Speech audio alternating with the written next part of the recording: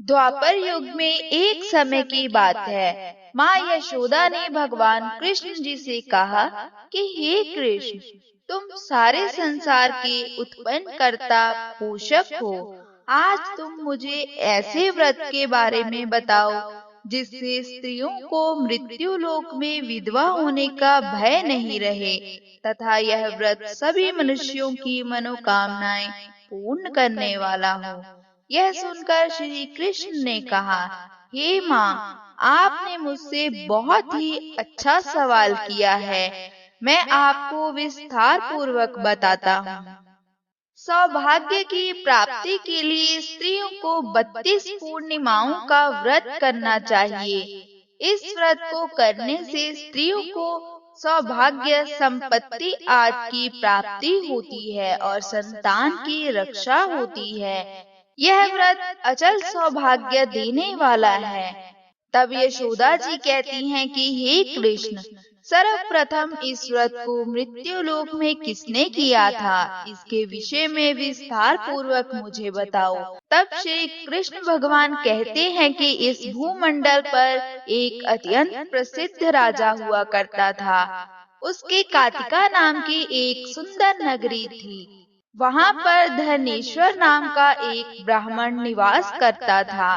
उसकी स्त्री अति सुशील रूपवती स्त्री थी। दोनों ही उस नगरी में बड़े प्रेम के साथ निवास करती थी। घर में धन धान्य की कोई कमी ना थी।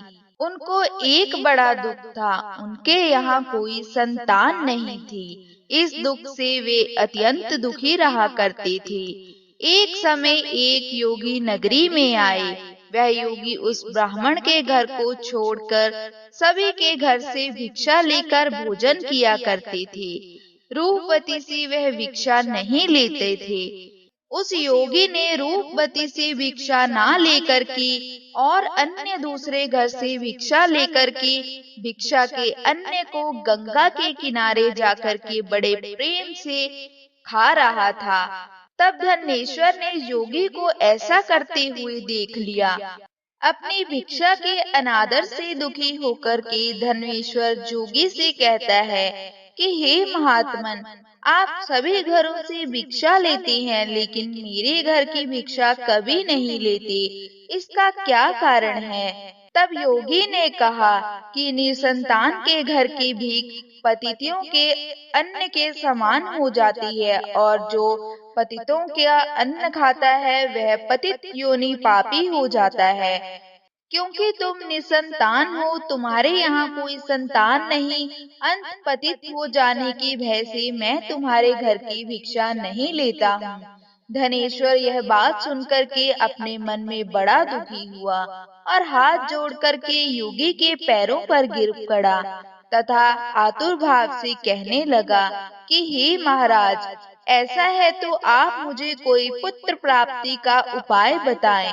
आप सब कुछ जानने वाले हैं, आप मुझ पर अवश्य कृपा करो। धन की मेरे यहाँ कोई कमी नहीं, लेकिन पुत्र यानी संतान ना होने के कारण हम बहुत दुखी हैं।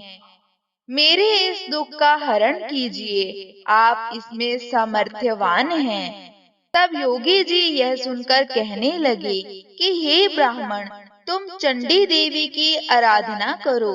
तब ब्राह्मण घर आकर अपनी पत्नी को पूरा वृतांत कहकर स्वयं वन में चला गया। वहाँ पर उसने चंडी की उपासना की और उपवास भी किया। चंडी ने 16वें दिन उसको स्वप्न में दर्शन दिए और कहा कि हे धनेश्वर, या तेरे यहाँ पुत्र होगा, लेकिन उसकी 16 वर्ष की आयु में मृत्यु हो जाएगी। यदि तुम दोनों स्त्री पुरुष 32 पूर्णिमाओं का व्रत श्रद्धा पूर्वक और विधि पूर्वक करोगे तो वह दीर्घ आयु हो जाएगा। जितना तुम्हारा सामर्थ्य हो उतने आटे के दिए बनाकर शिव जी का पूजन करना, लेकिन पूर्णमासी को 32 हो जाने चाहिए। और प्रातःकाल इस स्थान के समीप एक आम का वृक्ष दिखाई देगा। तुम उस पर चढ़कर फल तोड़कर शीघ्र अपने घर चले जाना और अपनी पत्नी को सारा वृतांत बताना। और ऋतु स्नान करने के बाद वह स्वच्छ होकर के शंकर जी का ध्यान करके फल को खा लेगी। तब भगवान शंकर की कृपा से गर्भ ठहर जाएगा। जब ब्राह्मण प्रातःकाल उठा तो उसने उस स्थान के पास एक आम का वृक्ष देखा, जिस पर बहुत सुंदर आम का फल लगा हुआ था। उस ब्राह्मण ने आम के पेड़ पर चढ़कर फल को तोड़ने का प्रयत्न किया, परंतु असफल रहा। तब वह भगवान गणेश जी की वंदना करने लगा। इस प्रकार भगवान गणेश जी की प्रार्थना करने पर उनकी कृपा से धनेश्वर ने आम का फल तोड़ लिया और अपनी पत्नी को लाकर दे दिया। धनेश्वर की पत्नी ने कहे अनुसार फल को खा लिया और वह गर्भवती हो गई। माता की असीम कृपा से एक पुत्र की प्राप्ति हुई। उन्होंने उसका नाम देवीदास रखा। बालक अपने पिता के घर में बढ़ने लगा। माँ भवानी की कृपा से वह बालक पढ़ने में बहुत ही होशियार था।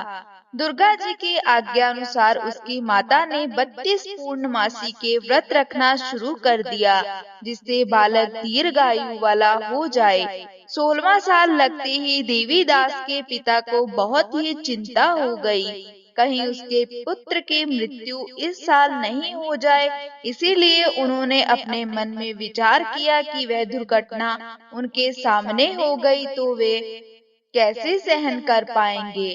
तो उन्होंने देवीदास की मामा को बुलवाया और उन्होंने कहा कि देवीदास 1 वर्ष के लिए काशी में जाकर विद्या का अध्ययन करे और उसको अकेला भी नहीं छोड़ना चाहिए। इसीलिए साथ में तुम चले जाओ और 1 वर्ष के बाद उसको वापस ले आना।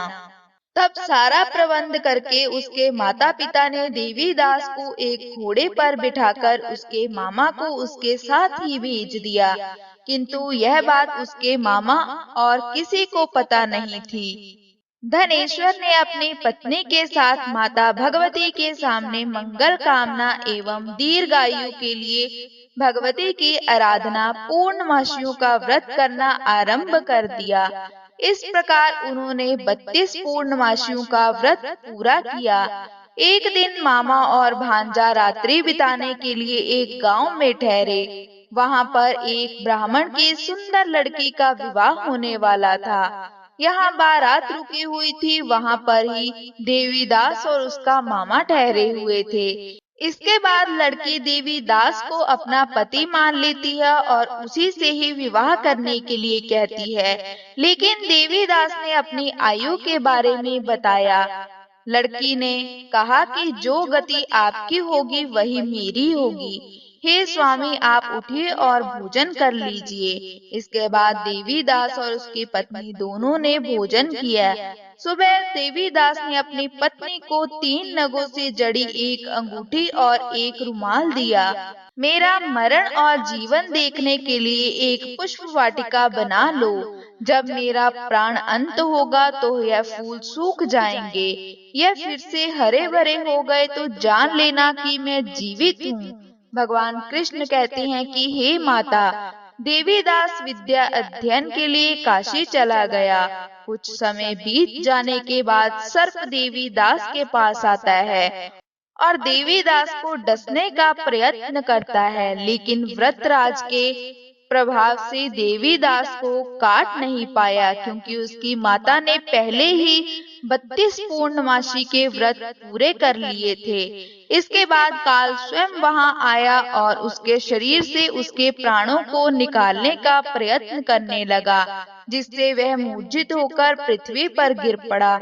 भगवान की कृपा से माता पार्वती के साथ शंकर जी वहां पहुंच गए। माता पार्वती ने शंकर जी से कहा कि इसकी माता ने पहले ही 32 पूर्णमासी का व्रत किया है और आप उसको प्राण दान दें। इस प्रकार शिव जी उसको प्राण दान देते हैं और काल को भी पीछे हटना पड़ता है। देवीदास स्वस्थ होकर पुनः बैठ गया। उधर उसकी स्त्री उसके काल की प्रतीक्षा किया करती थी। जब उसने देखा कि पुष्प वाटिका में पुष्प और पत्ते नहीं रहे तो उसको अत्यंत आश्चर्य हुआ, लेकिन जब वाटिका हरी भरी हो गई तो वह जान गई कि उसके पति को कुछ नहीं हुआ है। यह देखकर कि वे बहुत प्रसन्न हुई और मन से अपने पिता से कहने लगी कि पिताजी, मेरे पति जीवित हैं, आप उनको खोजो। 16वां साल बीत जाने पर देवीदास अपने मामा के साथ काशी से वापस चल दिया। उधर उनके ससुर घर से उनको खोजने के लिए जाने ही वाले थे, लेकिन वे मामा भांजा वहां पहुंच गए। कुछ दिन अपने ससुराल में रुकने के बाद देवीदास अपनी पत्नी और मामा के साथ बहुत से उपहार लेकर अपने नगर की ओर चल देते हैं। जब वे गांव के निकट आ गया तो वहां के लोगों ने उसे देखकर उसके माता पिता को पहले ही खबर दे दी, तुम्हारा पुत्र देवीदास अपनी पत्नी और मामा के साथ आ रहा है। ऐसा सुनकर उनके माता पिता बहुत खुश हुए। पुत्र और पुत्र वधू के आने की खुशी में धनेश्वर ने बहुत बड़ा उत्सव मनाया। तब भगवान श्री कृष्ण जी कहते हैं कि धनेश्वर 32 पूर्णमासी के प्रभाव से पुत्रवान हुआ। जो व्यक्ति या स्त्री इस व्रत को करता है, जन्म जन्मांतर के पापों से छुटकारा प्राप्त कर लेता है।